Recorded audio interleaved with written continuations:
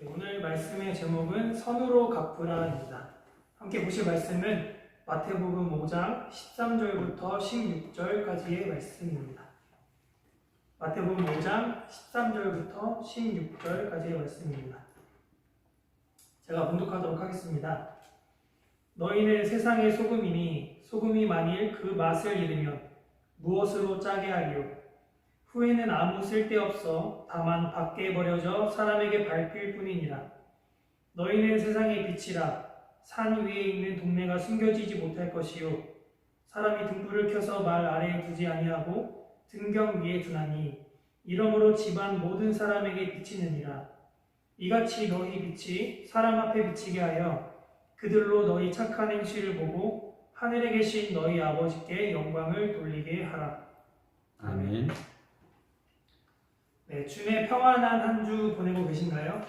아멘. 그간 계속해서 영상으로 예배를 개최하게 되어서 성도님들을 뵐 기회가 없었는데 비록 저는 볼 수 없지만 저를 보고 계실 성도님들을 생각하니 참 반가운 마음이 듭니다.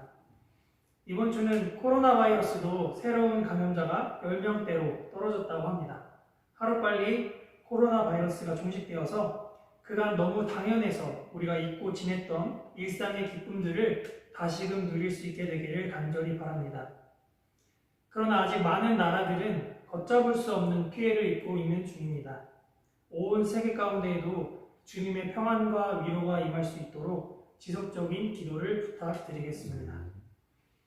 현재 우리나라는 코로나 예방을 위해서 강도 높은 거리 두기를 실시하고 있습니다. 그래서 종교시설을 비롯한 많은 곳을 통제를 하고 있습니다. 그러다 보니 종교에 대한 인식이 곱지 못했던 사람들은 기회는 이때다 싶어서 종교에 대한 무자비한 비판의 말들을 쏟아내고 있습니다. 심지어 어떤 유명 연예인은 자신의 SNS에 부활절에 교회에 모이면 그대로 가둬놓고 크리스마스 때 풀어주자 이런 글도 올렸습니다. 이 외에도 수많은 사람들이 교회에 모여서 예배를 드리려는 종교인들을 가리켜서 무식하고 비이성적이며 이기적인 집단이라고 손가락질하고 있습니다. 많은 분들께서도 아마 주위에서 이런 비슷한 이야기를 하시는 것을 보거나 들은 적이 있으실 것입니다. 저는 이런 이야기들을 보고 들으면서 그 사람들이 그렇게 비판하게 된 이유들에 대해서 몇 가지 생각해 보게 되었습니다. 첫째는 신천지와 같은 이단과 일반적인 교회를 구분하지 못하는 일반인들의 어쩔 수 없는 오해라고 생각했습니다. 그리고 둘째는 그간 쌓여있던 기독교에 대한 부정적인 마음들이 표출된 것이라고 생각했습니다. 그런데 첫 번째 이유는 우리가 억울하지만 어쩔 수 없는 상황인 반면에 두 번째 이유는 어느 정도 우리에게 책임이 있다는 생각을 하게 되었습니다. 교회가 교회다워야 하는데 이제는 교회라는 말만 들어도 성추행, 비리, 세습, 사기 등 부정적인 내용들이 먼저 뉴스를 장식하고 있기 때문입니다. 없는 이야기를 만들어낸 것도 아닙니다. 조금만 찾아보면 우리 교단을 비롯해서 각 교단마다, 교회마다 사건, 사고가 끊이지 않고 있습니다. 한발 양보해서 범죄를 저지르는 사람들은 특별한 경우라고 생각하고 제외한 뒤에 그저 제 모습을 한번 돌아보게 되었습니다. 저 역시도 전도사라는 제 신분이 드러나지 않는 순간에는 특별히 남들과 다를 바 없는 삶을 살고 있었음을 발견하게 됩니다. 약한 자들을 배려하지 못했고 상대방의 실수를 용서해주지 못했고 순간의 화를 참지 못했던 적도 있습니다. 이렇게 돌아보니 사람들이 교회에 대해서 갖고 있는 부정적인 생각들이 제 탓일 수도 있을 것 같았습니다. 혹 어떤 믿는 사람들은 유난히 교회만 통제하려고 하는 사람들을 향해서 다른 곳에 가면 사람들이 더 많이 모이는 곳도 많은데 왜 교회만 가지고 그러냐고 반문하기도 합니다. 또 그들의 비판적인 태도에 감정적으로 대응하거나 속상한 마음에 불편함을 표현하기도 합니다. 여러분은 어떠신가요? 어떻게 지내고 계신가요?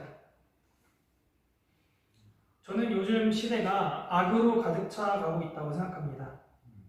성령의 열매에 대해서 말해주고 있는 갈라디아서 5장에서는 육체의 소욕은 성령을 거스르고 성령은 육체를 거스르나니 이 둘이 서로 대적함으로 너희가 원하는 것을 하지 못하게 하려 함이니라고 지적하면서 육체의 일과 성령의 열매에 대해서 설명하고 있습니다. 육체의 일은 바로 성령과 서로 대적하는 것으로서 즉 악한 일들을 뜻합니다.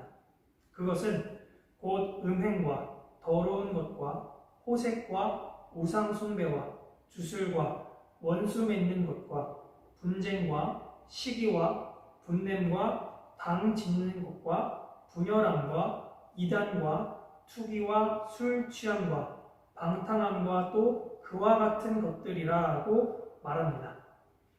이 중에 많은 것들이 지금 시대에 나타나고 있습니다만 특히 원수 맺는 것과 분쟁하는 것, 또 분을 내고 분열하는 것은 지금 코로나로 인해 우리가 겪고 있는 상황에서 더더욱 쉽게 접할 수 있는 악들입니다.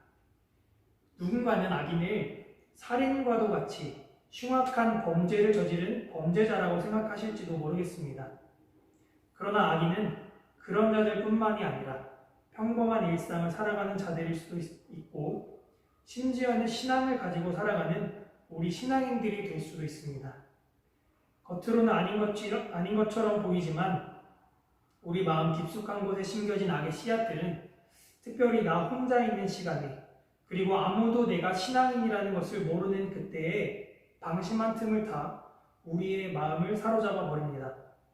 그렇게 누군가가 처음 내뱉은 악의 씨앗은 나도 당했으니까 내가 당한 거에 비하면 이 정도는 아무것도 아니지. 이 정도 가지고 뭘 그래 요즘 세상에. 모두 다 이 정도는 해. 바보같이 당하고만 있을 수는 없잖아. 그러면 나만 바보 되는 거지. 라는 포장들로 감싸여서 자신도 알지 못하는 사이에 점점 세상에 뿌려지게 됩니다. 악의 씨앗은 악의 열매를 맺고 또 그 악은 더 큰 악을 만들어 결국 악이 세상을 지배하는 지경에 이르러서 이제는 서로가 서로를 믿지 못하고 분열하고 시기하고 질투하며 원수가 되어 서로 무관심한 세상이 되어버리게 된 것입니다. 바로 지금과 같은 시대인 것이죠. 이런 악의 세력에 대항해서 세상에 만연해진 악을 끊어낼 유일한 방법이 있습니다. 우리에게 예수님께서 몸소 알려주신 방법입니다. 바로 악을 선으로 갚으라는 것입니다. 악을 선으로 갚는 것만이 악을 끊어내는 진정한 승리의 방식인 것입니다. 아멘. 예수님께서는 십자가에서 비참한 죽음을 맞이하시는 것으로 악에 대항했습니다. 우리의 눈에는 그것이 마치 악의 승리처럼 보이는 너무나도 보잘것없는 비참한 방법이었습니다. 예수님께서는 자신을 조롱하고 모욕하며 억울하게 죽음으로 이끄는 그 악한 세력에 대항해 그들을 그 자리에서 심판하실 수도 있었을 것입니다. 그러나 십자가에서 죽음의 순간에 이를 때까지 그 모든 것을 참아내시고 견뎌내셔서 결국 바보처럼 끝나셨습니다. 세상의 눈으로는 그것이 그대로 끝이었습니다. 악인들의 시선에서는 자신들의 승리였습니다. 예수를 따르던 제자들까지도 무서워 도망친 마당에 결국 예수라는 사람은 자신이 하나님의 아들이라고 떠들고 다니던 미치광이었을 뿐입니다. 그러나 악의 승리의 기쁨이 최고조에 달했을 때 3일 만에 부활하신 예수님은 그 기쁨을 자신의 것으로 바꾸셨고 선의 승리를 선포하셨습니다. 그리고 모든 악은 빛으로 오신 예수님을 피해 달아나게 되었습니다. 비로소 예수님께서 나는 세상의 빛이니 나를 따르는 자는 어둠에 다니지 아니하고 생명의 빛을 얻으리라 하고 말씀하셨던 대로 모든 어둠이 사라지고 빛이 온 세상에 선포되었습니다. 그렇습니다. 우리 그리스도인들은 바로 이런 방식으로 승리하셨던 예수 그리스도를 따라 살아가는 사람들입니다. 주님께서는 이런 우리들에게 이미 마태복음의 본문을 통해서 너희는 세상의 빛이다 라고 말씀해 주시고 계십니다. 마태복음 5장의 8복의 말씀은 산상수훈으로서 예수님을 따라 산에까지 올라온 자들에게 하신 말씀이었습니다. 그저 예수님이 궁금해서 예수님을 따라 산에까지 올라온 자들이 아니라 예수님이 치료해 주기도 하고 먹을 걸 나눠주기도 하니까 궁금해서 호기심에 찾던 자들은 힘들게 그 산까지 올라오지 못했을 것입니다. 예수님이 산 위에서 복음을 선포하셨던 것은 바로 진리에 목마른 자들, 예수님의 말씀에 갈급한 자들에게 주어지는 은혜였습니다. 지금은 어떻습니까? 너무나도 쉽게 말씀을 들을 수 있는 시대지만 진심으로 그 말씀에 대한 갈급함이 있는지는 스스로가 가장 잘 알 것입니다. 매주 예배에 나왔지만 사실 코로나 때문에 예배를 못하는 것이 더욱 행복한 사람이 있을지 모릅니다. 아니면 예배가 없어지니 너무나도 마음이 아프고 안타깝고 갈급함이 참을 수 없이 차오른 자들도 있을지 모릅니다. 오늘 예수님께서는 바로 이런 자들, 갈급함의 산 위에까지 올라온 자들에게 너희는 세상의 빛이다 라고 말씀하신 것입니다. 이 말씀이 저와 여러분 모두에게도 동일하게 들려질 수 있기를 소망합니다. 아멘. 그리고 예수님께서는 우리를 세상의 빛이 될 것이다 라고 말씀하시지 않으셨습니다. 그렇습니다. 예수님께서는 바로 우리를 세상의 빛이라고 하셨습니다. 우리는 세상의 빛인 것입니다. 예수 그리스도의 은혜로 구원받은 우리는 이미 세상의 빛이 된 것입니다. 소금과 빛은 썩지 않게 부패를 방지하는 역할과 또 어둠을 밝게 밝히는 역할을 합니다. 즉 악한 세상 속에서 소금과 빛인 우리는 이 세상을 부패하지 않도록 밝은 빛으로 선한 영향력을 끼치는 존재들이 되어야만 합니다. 16절입니다. 이같이 너희 빛이 사람 앞에 비치게 하여 그들로 너희 착한 행실을 보고 하늘에 계신 너희 아버지께 영광을 돌리게 하라. 세상의 빛이신 여러분, 세상 가운데서 빛의 자녀답게 살아가실 수 있기를 소망합니다. 아멘. 예수님께서도 우리를 교회의 빛이라고 하시지 않으시고 세상의 빛이라고 하셨습니다. 아멘. 교회에서는 우리 모두가 너무나도 행복하고 또 기쁘게 지내지만 세상에서 빛과 소금의 역할을 다하지 못한다면 주님께서 경고하신 대로 쓸데가 없어 밖에 버려져 사람에게 밟히게 될 것입니다. 우리의 착한 행실을 통해서 하나님께 영광 돌리는 삶이 되기를 간절히 소망합니다. 아멘. 이것이 바로 악을 선으로 갚는 삶입니다. 아멘. 악을 선으로 갚는 것이 악을 소멸시키는 진정한 승리의 방식입니다. 비록 그것은 자기 희생과 손해를 감수해야만 하는 방식입니다. 그러나 악을 선으로 바꾼 나의 작은 말과 행동 하나하나가 쌓여서 세상은 점점 선하게 바뀌어 나갈 것입니다. 세상의 부패를 막고 어둠을 몰아내게 될 것입니다. 무엇이 선이고 악인지조차 구별하기 힘든 세상입니다. 우리의 기준은 오직 주님의 말씀과 그리고 우리 안에 살아계신 성령님 뿌림을 기억하시길 소망합니다. 아멘. 주님께 받은 은혜를 세상 가운데에서 선으로 갚으며 살아가실 수 있기를 소망합니다. 아멘. 기도하시겠습니다.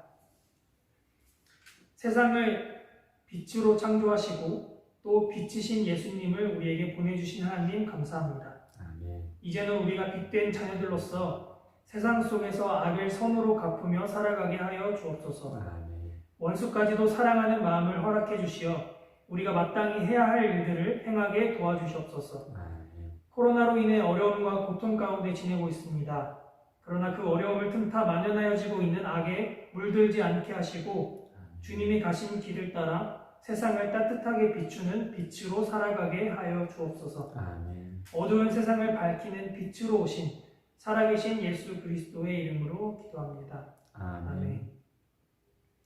네, 광고 말씀을 몇 가지 전해드리겠습니다. 첫 번째는 오늘이 부활절 두 번째 주일입니다. 부활의 신앙으로 승리하는 삶이 되시기를 바랍니다. 네, 두 번째는 내일이죠. 주일날 오전 예배는 저희가 드리고 있습니다. 대신 마스크를 꼭 착용하시고 그 다음에 손소독제를 활용하시고 이렇게 정부에서 정한 규칙대로 잘 준수하셔서 입장하시면 되겠습니다. 세 번째는 지난 13일 월요일에 이순희 장로님이 하나님의 부르심을 받으셨습니다. 하나님의 위로와 평강이 유족들 위해 함께 하시기를 기도합니다. 다음으로는 성전 건축 위에 정오 12시에 기도를 부탁드립니다. 주님 우리로 건축하게 하소서라는 기도 제목으로 기도해 주시기를 부탁드리겠습니다. 마지막 광고는 수산나 선교회에서 계속해서 헌옷과 책을 수집하고 있다고 합니다. 7층으로 갖다 주시면 감사하겠습니다. 네, 감사합니다.